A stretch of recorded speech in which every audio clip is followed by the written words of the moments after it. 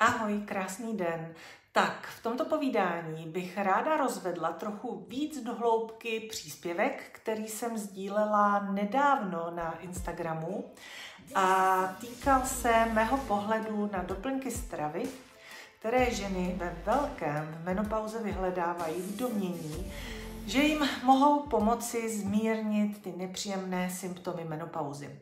Já osobně proti doplňkům nic nemám, ale dnes a denně se setkávám s tímto fenoménem, kdy za mnou přicházejí klientky s tím, že si už nevědí rady s návaly horka, s nočním pocením, s přibýváním na váze, s bolestmi kloubů, špatným spánkem, úzkostmi, depresemi a tak dále. A když se jich zeptám, co dělají proto, aby se ten jejich stav zlepšil, tak ve většině případů mi odpoví něco v tom smyslu: no hele, já jsem zkoušela užívat všemožné věci, červený jetel, ženčen, sojové izoflavony, dokonce černý kohoš, makakořen, čínské byliny, kolagen, ale nic mi nějak výrazně nepomohlo. Takže mi vlastně vyjmenují desítky různých doplňků stravy, jejichž účinky se třeba i vzájemně mohou vyrušovat. A myslí si, že jim tohle má nějak pomoci. A potom jsou samozřejmě velmi zklamané, protože takhle to prostě nefunguje. A proč to nefunguje? Já si vždycky uvnitř sebe říkám, to je hrozný, jak jsme všichni už úplně zblblí, jak jsme zpytomnělí z těch všech reklam a spoluprácí na tom internetu, na těch sociálních sítích, kde vlastně každá míň či víc známá celebrita nebo nějaký influencer nabízejí různé doplňky stravy a dušují se, že to prostě na 200% funguje, že zhubnete bez omezování, že vám skončí návaly horka, nebudete se potit, nebudete mít úzkosti, nebudou vás bolet klouby, vždyť takhle to přece nefunguje. Ono stačí opustit jen na chvíli ten povrch a podívat se na to skutečně z pohledu těch hlubších souvislostí. Pokud se při hledání řešení zaměřujete pouze na symptomy samotné a berete třeba hormonální antikoncepci nebo ty různé doplňky stravy, tak se vám možná na chvíli uleví, ale ve skutečnosti se celý ten problém na úrovni hormonů a metabolismu jenom prohlubuje.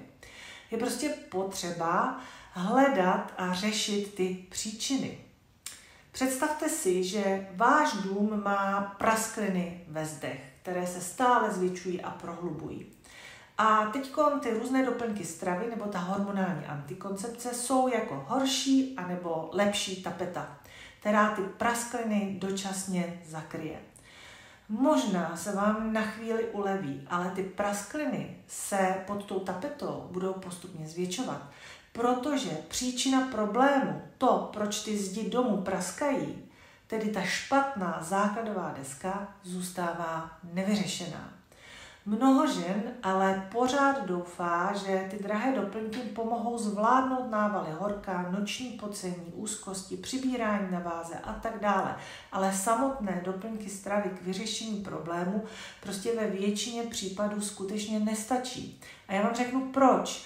Protože bez správně nastavené stravy, která je vlastně základem toho našeho celkového zdraví a hormonální rovnováhy, je to prostě nemožné, aby to fungovalo. Strava je jako ta pevná základová deska toho vašeho domu, která zajišťuje jeho stabilitu. Bez ní je jakýkoliv pokus o opravu jen dočasný.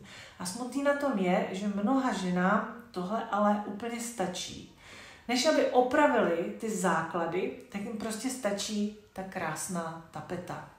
Pokud já budu jíst špatně, pokud budu jíst průmyslově zpracované potraviny, nebo potraviny s vysokým obsahem cukru, s vysokou glykemickou zátěží, pokud budu jíst nezdravé potraviny, pokud budu špatně kombinovat třeba i ty zdravé potraviny, a nebo si budu vybírat potraviny, které zhoršují ty nepříjemné symptomy menopauzy, tak logicky potom přece žádný doplněk stravy mi tady tenhle stav nemůže pomoci vyřešit, protože já mu do toho budu neustále tou nevyváženou stravou házet vidle. A pozor, To totiž může být i tak, že vy se třeba snažíte jíst zdravě, jíte biopotraviny, ale je možný, že si vybíráte potraviny, které pro vás a tu vaši vnitřní biochemii nejsou pro to období menopauzy vůbec vhodné. A s tím se u žen, které za mnou přicházejí, setkávám docela často. A nebo ty potraviny jsou dobré a jsou pro vás vhodné, ale vy je třeba špatně mezi sebou kombinujete. Takže vlastně vyrušíte ten jejich nutriční potenciál. A nebo jíte způsobem, který také ten stav zhoršuje. To znamená, že třeba jíte moc málo, moc malé porce, nebo jíte moc často, nebo naopak jíte moc velké porce, nebo jíte nepravidelně, anebo jíte pozdě v noci. Ono totiž to stravování není úplně tak jednoduchý a černobílý, jak se z těch sociálních sítí a všech těch reklam může na první pohled zdát. Kdyby to bylo takhle jednoduchý, tak jsme všechny štíhlé, krásné, zdravé, zářivé, ale naše tělo je prostě velmi komplexní a složitý systém, kde záleží na té vaší jedinečné vnitřní biochemii, na vašem metabolickém profilu, na hormonálním profilu, na vaší zdravotní anamnéze. A tohleto všechno je velmi důležité právě s ohledem na ten následný výběr potravin, jejich kombinace, které jsou vhodné pro vás, pro vaše tělo, pro vaše hormony, pro váš geneticky podmíněný metabolismus. A aby se tenhle stav, ty nepříjemné stavy v menopauze zmírnily, tak je skutečně dobrý vědět, co a jakým způsobem jíst, které ty potraviny, v jakých kombinacích a v jakých poměrech jsou pro vaše jedinečné tělo vhodné. Ve chvíli, kdy máte nastavenou stravu tímto způsobem a víte, jak na to, tak potom teprve začínají dávat smysl i ty doplňky stravy. Není to naopak. Ale ještě tam vstupuje jedna klíčová věc. K tomu je docela důležité také zjistit, jaká je propustnost vašich buněčných membrán. Protože pokud máte špatnou propustnost buněčných membrán, tak můžete jíst jako královna, ale ty buňky nejsou schopné vstřebat všechny ty živiny z té stravy, natož z těch doplňků stravy. Představte si, že tohle je buňka, která je obalená takovým obalem. A ten obal, to je ta buněčná membrána. Ta membrána by měla být dostatečně pevná, aby tu buňku chránila, ale zároveň také dostatečně fluidní, propustná, aby do té buňky mohly proudit všechny ty živiny dovnitř a zároveň, aby ta buňka byla schopná taky detoxikovat. To znamená, aby v té buňce dobře zdravě probíhala ta látková výměna. Takže živiny dovnitř a nepořádek ven. A logicky, pokud je ta membrána na úrovni těch buněk tuhá, tlustá, nepropustná, tak se tohle neděje optimálně a žádné doplňky nás prostě nespasí. Buňky v takovém stavu nejsou totiž schopné ty důležité látky vstřebat. Dává vám to smysl? Klidně mi to napište do komentáře, zda vám to dává smysl, nebo jestli máte nějakou podobnou zkušenost. A co bych teda doporučila? No, určitě zjistit si, jaký máte vy osobně poměr omega-6 a omega-3, jaký máte index omega-3 v krvi, protože to je přesně ten ukazatel, podle kterého je možné určit ten stav buněčných membrán. A jak si tohle můžete zjistit? Ono to není moc složité. Tady k tomu existují jednoduché testy. Já mám například tuto diagnostiku k dispozici i pro své klienty v rámci svého poradenství v programu Metabolic Balance. Tento diagnostický test dokáže určit nejen poměr omega-6 a omega-3 nebo index omega-3 a propustnost těch buněčných membrán, ale on navíc dokáže odhalit, zda má člověk v těle nějaký skrytý chronický zánět, anebo ne, nakolik je jeho tělo chráněno proti zánětům. Ten test nemusí provádět nutně lékař, Mohu to otestovat já, nebo si to můžete otestovat klidně i vy sami doma. Je to takový samotest. A v této souvislosti hraje právě velkou roli ten poměr omega-6 a omega-3 a index omega-3 v krvi. Pokud tohle nevíte, jak to máte a kupujete si třeba nějaké drahé doplňky stravy, abyste zmírnili příznaky menopauzy, tak vyhazujete nejspíš peníze oknem. Pokud nemáte dostatečnou propustnost buněčných membrán, máte záněty v těle, tak je to problém, protože vaše tělo není schopné využívat ty živiny a další důležité látky. A tohle přece nedává smysl. Pokud máte zájem o tento test, klidně mi napište zprávu, já vám pošlu více informací. Jinak ono je to, jako když se třeba rozhodnete založit si nějakou krásnou bylinkovou zahradu. Tak doplňky stravy jsou jako ty bylinky, ty rostliny, které chcete zasadit. Ale pokud nepřipravíte tu půdu a nepostaráte se o základní potřeby těch rostlin, tedy o tu kvalitní půdu, nějaké dobré přírodní hnojivo, dostatek čisté vody, tak ty bylinky prostě nemohou vyrůst do toho svého potenciálu. Prostě pokud chcete mít krásné a zdravé rostliny, pokud chcete, aby ty doplňky stravy vaše tělo plně využilo, musíte mít dobře připravenou tu půdu, to znamená, musíte dobře jíst. A pokud budete jíst špatně a nezdravě, tak je to jako házet na ty záhony neustále nějaký prostě nepořádek a chemii. Bez zdravé a úrodné půdy, tedy bez té správné stravy, ty bylinky nikdy nemohou dobře prosperovat a přinášet ten užitek. Já se vrátím ještě krátce k té stravě. Ta strava je právě během menopauzy naprosto klíčová, protože my zaséváme ta semínka nejen toho, jak se cítíme dnes, ale i toho, jak se budeme cítit, jak budeme vypadat za 5, 10, 20, 30 let.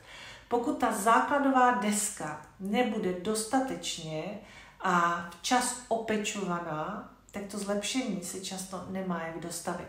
Tohle je potřeba si opravdu uvědomit. Tady prostě žádné zkratky nefungují, i když internet a reklamy nám tvrdí jiné věci. Takže pro mě osobně, když pracuji s klientkami v rámci programu Metabolic Balance, tak považuji za nejdůležitější naučit ty ženy nikoli to, jak zhubnout, ale primárně je vedu k pochopení toho, proč je tak klíčové té stravě porozumět a věnovat jí pozornost. A také učím, jak správně jíst, aby dlouhodobě podporovali to své zdraví, metabolismus, hormonální rovnováhu a tím zlepšili i efektivitu všech těch oblíbených doplňků stravy. Dosažení optimální váhy je potom takový přirozený efekt, který se dostaví, když máme látkovou výměnu a hormony konečně v rovnováze. Abyste se mohli dostat do bodu, kdy to budete vy sami, kdo má v rukou to, jak se cítí a jak vypadá, tak je nezbytné si uvědomit, že bez té zásadní úpravy stravy to nejspíš nepůjde. A v takovém případě ani všechny ty úžasné doplňky stravy nemohou prostě účinně fungovat. Často jsou to vyhozené peníze, já tomu s oblibou říkám, drahé čůrání. Jak to máte vy? Daří se vám zhubnout a zmírnit ty nepříjemné stavy nebo ne? Víte, jak na to? A nebo nevíte vůbec, jak to udělat? Neorientujete se. Víte, co to vaše tělo na té úrovni vnitřní biochemie skutečně potřebuje? A nebo patříte k těm, co zkouší všechny ty možné přístupy a mícháte 5. přes 9., ale všechno bez těch hlubších souvislostí a bez toho, aniž byste věděli, co je pro vás skutečně vhodné a hlavně účinné? Pokud jste připravený tohle změnit a chcete skutečně řešit příčiny těch vašich problémů a nejen zakrývat tapetou ty symptomy, tak já vás moc ráda přivítám v programu Metabolic Balance. Tenhle program vám totiž může pomoci nastavit jídelní plán na základě vašeho rozboru krve, vaší zdravotní anamnézy, vašeho metabolického a hormonálního profilu tak, aby respektoval ty jedinečné biochemické potřeby vašeho těla. A díky tomu Potom můžete snáze dosáhnout té hormonální rovnováhy. Můžete zhubnout, zmírnit všechny ty nepříjemné příznaky, zlepšit své zdraví a také efektivně využít třeba i ty doplňky stravy. Pokud tedy hledáte skutečnou strategii, která ale respektuje skutečné potřeby vašeho těla, která je ale zároveň jednoduchá a rozjede vám to kolo, tu inspiraci a ukáže vám, které potraviny a v jakých kombinacích jsou pro to vaše jedinečné tělo vhodné, tak potom program Metabolic Balance rozhodně doporučuji a odkaz na něj najdete pod videem nebo v bio, anebo mrkněte na www.perfectbalance.cz. Jinak mi napište do komentáře, co vy na to, jestli s vámi něco zarezonovalo tady z toho videa, nebo jak to máte z doplňky stravy vy, jak k menopauze přistupujete vy a jak se na tohle téma celé díváte. No a já se na vás budu těšit zase u dalšího videa. Pokud se vám moje videa líbí, tak budu ráda, když mu dáte like a nezapomeňte potvrdit odběr, aby vám další video neuniklo. Tak ahoj, mějte se krásně.